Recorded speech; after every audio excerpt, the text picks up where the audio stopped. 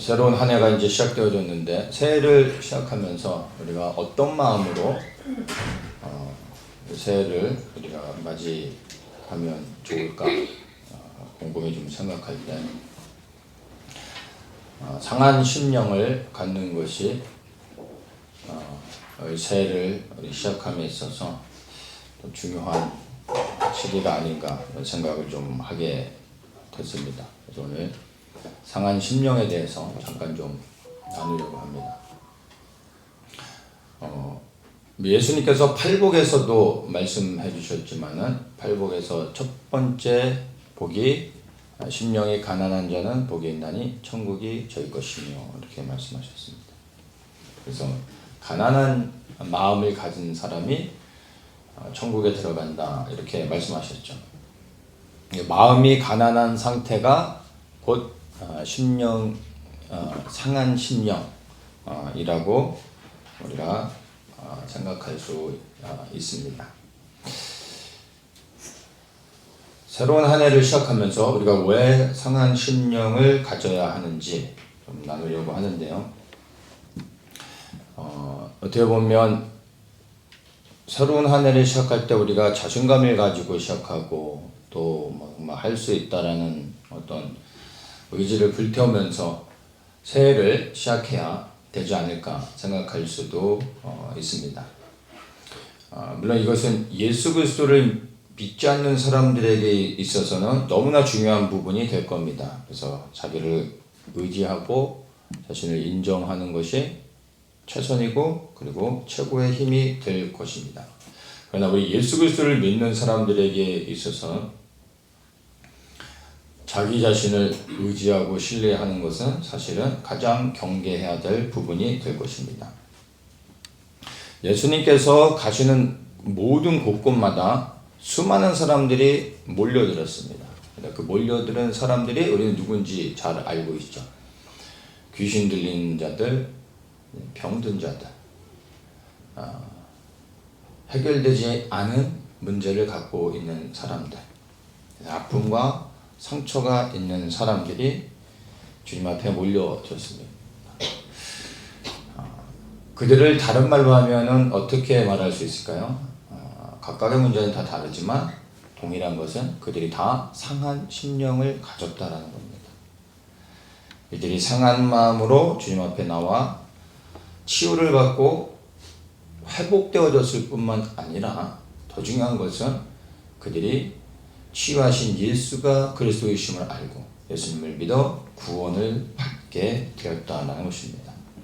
만약 이들이 상한 심령이 아니었다면, 상한 심령을 갖고 있었지 않았다면 주님을 찾지도 않았을 것이고 그리고 치유받지도 못했을 뿐만 아니라 더 중요한 영혼의 구원을 얻지도 못했을 것입니다.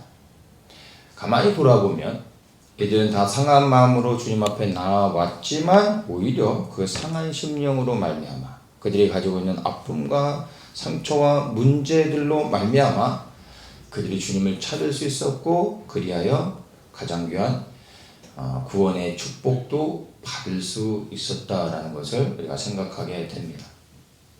주님께서도 건강한 자에게는 의원이 쓸데없고 병든 자에게나 의원이 쓸데있다라는 말씀을 하셨습니다. 동일하게 상한 심령을 가진 자들이 주님을 찾게 되고 그리하여 주님을 통하여 생명을 얻게 된다는 것이죠. 근데 그들이 상한 심령을 가질 수 있었던 이유가 무엇인지를 다시 한번 좀 생각하면 좋겠습니다. 귀신 들림 때문에 그리고 그들의 질병 때문에 해결되지 않는 문제와 아픔, 상처 이런 것들 때문이었습니다. 제가 열반 이 모든 것들이 사실 가만히 보면 우리뿐만 아니라 모든 사람들이 결코 원하지 않는 그리하여 우리의 삶 속에서 절대 일어나기를 원치 않는 것들이죠. 그런데 어느 누구도 원치 않는 이러한 것들로 말미암아 사람들이 상한 심령을 가질 수 있게 되었다라는 것입니다. 그렇다면 우리도 이러한 상한 심령을 갖기 위해서 귀신 들리고 병 들고 해결될 수 없는 여러 가지 문제들을 우리가 환영하고 받아들여야 하는 것입니까? 물론 그런 상황 속에도 또 상한 심령을 가지고 우리가 주님을 찾을 수만 있다면, 주님을 찾게 된다면 그것 또한 사실은 우리에게 감사라고 말할 수도 있을 것입니다. 그러나 그렇게 해서 상한 심령을 갖게 된다면 그것도 복이 되어질 수 있겠지만, 상한 심령을 갖기 위해서 꼭 우리가 병들어야 되고 귀신 들려야 되고 문제가 있어야 되는 것은 아닙니다. 상황과 환경이 우리로 하여금 상한 심령을 가질 수 있게 할 수도 있지만, 그러나 진짜 상한 심령은 사실 외부의 조건에 의해서 갖게 되는 혼적인 것이 아니라 사실은 이 상한 심령은 영적인 것입니다. 영으로부터 우리가 이 상한 심령을 갖게 됩니다. 상한 심령이란 무엇일까요? 상한 심령을 다른 말로 하면 상한 심령은 오직 생명 되신 예수님만을 갈망하는 것이 상한 심령입니다. 시편 42편 1, 2절에 다윗의 고백이 나옵니다. 하나님이여 사슴이 시냇물을 찾기에 갈급함같이 내 영혼이 주를 찾기에 갈급하나이다. 내 영혼이 하나님 곧 생존하시는 하나님을 갈망하나니 내가 어느 때에 나아가서 하나님 앞에 배울꼬. 이렇게 고백합니다. 이 시편 42편의 그 배경은 다윗이 압살롬으로부터 그 반역에 의해서 도망가면서 정말 절망 가운데서, 고난 가운데서 하나님을 향한 그의 갈급한 그 마음의 상태를 고백한 것입니다. 놀랍지 않습니까? 다윗이 왕인데 이 반역을 통해서, 아들의 반역 때문에 왕의 자리를 뺏기고 도망을 가고 있습니다. 그러면 다윗이 정말 상한 마음으로 구해야 할 것이 무엇일까요? 하나님, 원수를 갚아주십시오. 내 명예를 회복시켜 주십시오. 왕권을 찾게 해주십시오. 라고 구하는 것이 일반적일 수 있습니다. 그런데 그는 놀랍게 그런 것을 구하지 않고 무엇을 구합니까? 그가 그 영혼이 갈급하여 하나님을 찾았다라는 겁니다. 명예를 회복하기를 원했던 것이 아니라 그가 사랑하는 하나님을 갈망하며 하나님을 만나기를 구했다라는 것입니다. 그래서 상한 심령이란 문제의 해결을 구하는 것이 아니라 문제의 해결자 대신 하나님을 찾는 것입니다. 이것이 진정으로 상한 심령을 가진 자의 태도입니다. 육신과 혼의 마음이 상한 자는 문제의 해결을 위해서 하나님을 찾습니다. 그러나 영의 마음이 상한 자는 오직 하나님 한 분만을 찾게 되는 것이죠. 나는 어떤 마음의 상함을 갖고 있는지 여러분 스스로를 한번 확인하고 싶다면, 나는 그 상한 마음으로 무엇을 구하고 있는지, 누구를 찾고 있는지, 이것들을 한번 생각해 볼 필요가 있는 것입니다. 혼의 상함을 가지고 있던 영의 상함을 가지고 있던, 사실 둘 다 하나님을 찾는 것은 동일하다고 말할 수 있습니다. 그러나 동기는 완전히 다르죠. 하나님을 찾는 그 마음의 동기가 서로 다릅니다. 그리하여 그 결과도 결국에 달라지게 될 수밖에 없는 것입니다. 문제를 해결받은 사람은 치유가 되고 회복되어져 자유를 누릴 수도 있겠지만, 그러나 하나님을 구하고 찾았던 것이 아니기 때문에 하나님을 만나지 못하여 영혼의 구원을 받지 못할 수도 있는 것입니다. 그런데 다윗과 같이 하나님을 갈망하여 문제 가운데서 생명 되신 하나님만을 찾은 사람은 하나님을 만나게 되고 그 안에 있는 생명을 얻게 되는 것입니다. 완전히 다른 결과를 갖게 되어주는 것이죠. 그래서 우리는 정말로 상한 심령을 가져야 됩니다. 이것이 우리에게서 가장 유익한 것입니다. 상한 심령을 가진 자가 갈급함으로 주님을 찾으면 주님께서는 너무나 감사하게 그 상한 심령을 가진 자를 만나 주신다는 겁니다.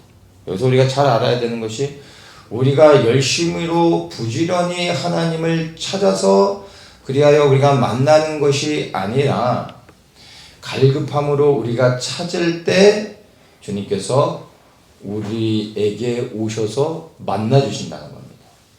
우리가 눈에 불을 켜고 열심으로 주님을 찾아 나가서 주님을 만나는 게 아니라는 것을 분명히 아셔야 됩니다. 우리가 마음의 중심을 들여 전심으로 주님을 찾고 주님을 구하면 그분이 우리에게 그분을 계시하여 만나 주시는 겁니다.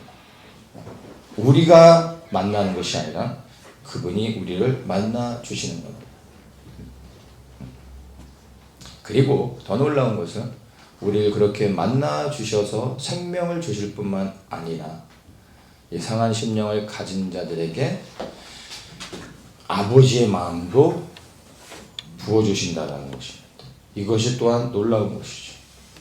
그래서 가만히 보면 상한 심령을 가진 사람들이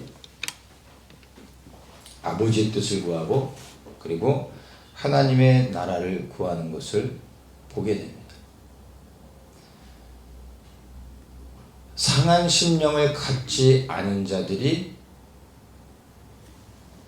다른 영혼을 위해서, 아니면 더 큰 나라와 민족을 위해, 그리고 열방을 위해, 하나님의 나라를 위해 통곡하며 울며 기도할 수 없습니다. 이 상한 심령을 가진 자들이 정말로 아버지가 부어주시는 그 마음을 가지고 내가 아닌 하나님의 편에 서서 하나님의 마음으로 다른 사람들을 위하여 그리고 열방을 위하여 통곡하며 울며 기도하게 되는 것을 보게 됩니다. 그래서 주님은 항상 상한 심령을 가진 사람들을 찾으십니다.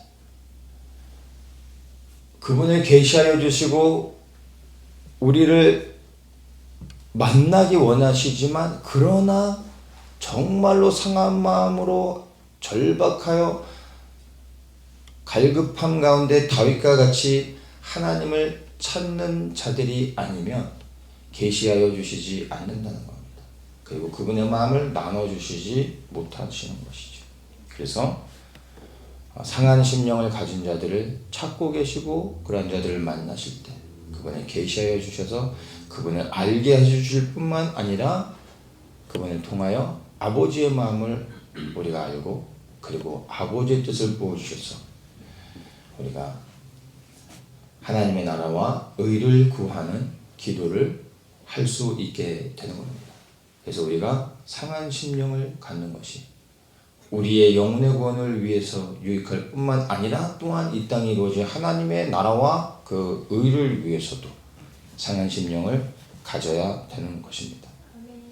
그렇다면 어떻게 이러한 상한 심령을 우리가 가질 수 있을까요? 이 상한 심령은 믿음을 갖는 것하고 동일하다고 생각하면 됩니다. 여러분, 믿음은 하나님의 신비입니다. 이 믿음은 우리 안에서 만들어지는, 우리 안에서 생겨나는 것이 아니라 사실 이 믿음은 하나님께로부터 오는 것입니다. 가만히 생각해 보십시오. 우리가 나의 죄인됨을 깨닫고 그 죄를 회개하고, 그리고 예수님이 나의 구원자이시며 또한 그분이 나의 주인 되시며 그분이 하나님이 보내신 아들이요 그분이 또한 하나님이심을 우리가 사실 어떻게 알고 믿을 수 있습니까? 지식으로 되어지는 겁니다. 여러분이 어떠한 이론을 통해서, 신학을 통해서 이것을 믿을 수 있는 것입니까? 여러분, 믿음은, 이것은 정말 설명할 수 없는 하나님의 은혜인 것입니다. 그래서 믿음은 우리에게서 난 것이 아니기에 우리는 결코 믿음을 자랑할 수 없습니다. 그리스도를 믿을 수 있고 그리스도를 나의 구주로 고백할 수 있다라는 것이 사실은 놀라운 하나님의 신비요 역사인 것입니다. 그래서 빌립보서 3장 9절에 이렇게 말합니다. 믿음은 하나님께로서 난 의다, 이렇게 얘기하고 있는데, 정확하게 나에게서 나는 것이 아닌 하나님으로부터 오는 의다라고 얘기합니다. 그래서 믿음이 하나님에게로부터 오는 것처럼 동일하게 상한 심령도 나에게서부터 비롯되어 생겨나는 것이 아니라 그 상한 심령도, 사실은 상한 마음도 하나님께서 주시고, 그리고 이것이 깨달아져야 하는 것입니다. 내가 나의 영의 상태를 볼 수 있는 것이 아니라 그분이 나의 눈을 열어주셔서 내가 어떠한 자인지 어떠한 상태인지를 깨닫게 해주셔야 상한 마음을 갖고 하나님을 찾게 되어지는 것입니다. 그래서 우리는 이렇게 기도해야 됩니다. 나의 영의 눈을 열어 주를 보게 하시고 나를 낮추시사 주님 앞에 머물게 하소서.